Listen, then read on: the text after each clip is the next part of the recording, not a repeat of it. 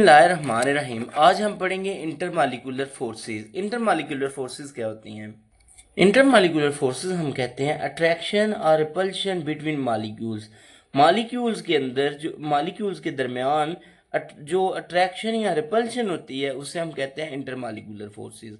उसको समझने के लिए मैं सपोज यहाँ पे हाइड्रोजन मालिक्यूल की एग्जांपल लेता हूँ। यहाँ पे मैंने हाइड्रोजन मालिक्यूल बनाए हैं। अब ये है हाइड्रोजन मालिक्यूल के अंदर दो एटम्स हैं, इसके अंदर भी दो एटम हैं।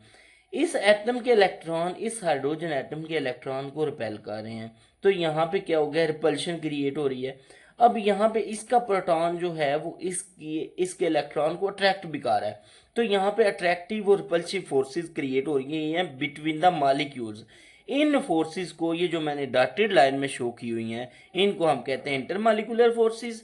और इनके अंदर जो हमारे पास ये हाइड्रोजन हाइड्रोजन एटम के दरमियान बॉन्ड है विद इन द मालिक्यूल, उसे हम कहते हैं केमिकल बॉन्ड।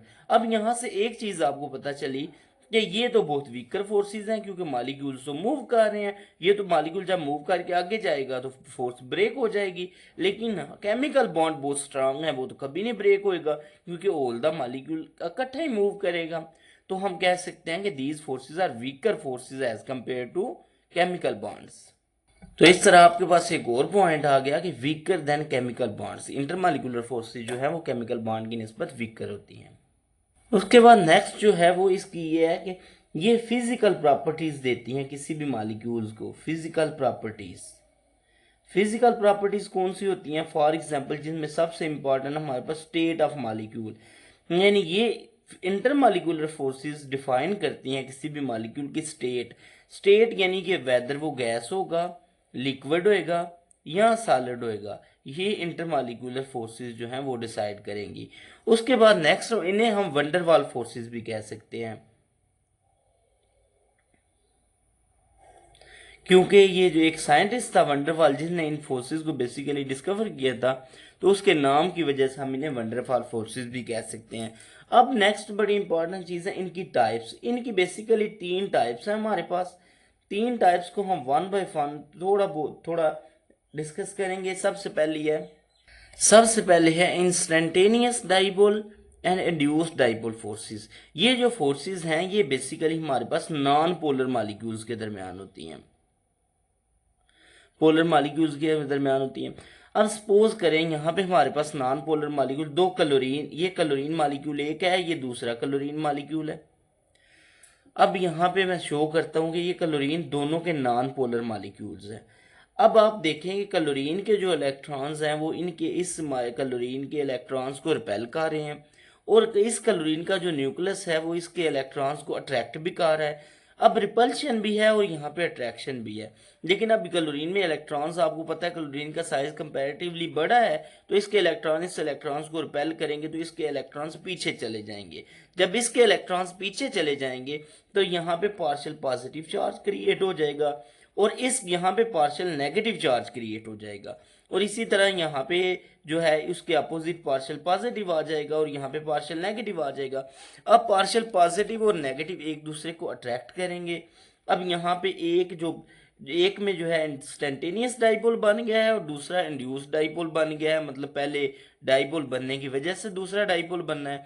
तो इनके दरमियान जो फोर्सेस ऑफ अट्रैक्शन है उन्हें हम कहते हैं instantaneous dipole, induced dipole forces.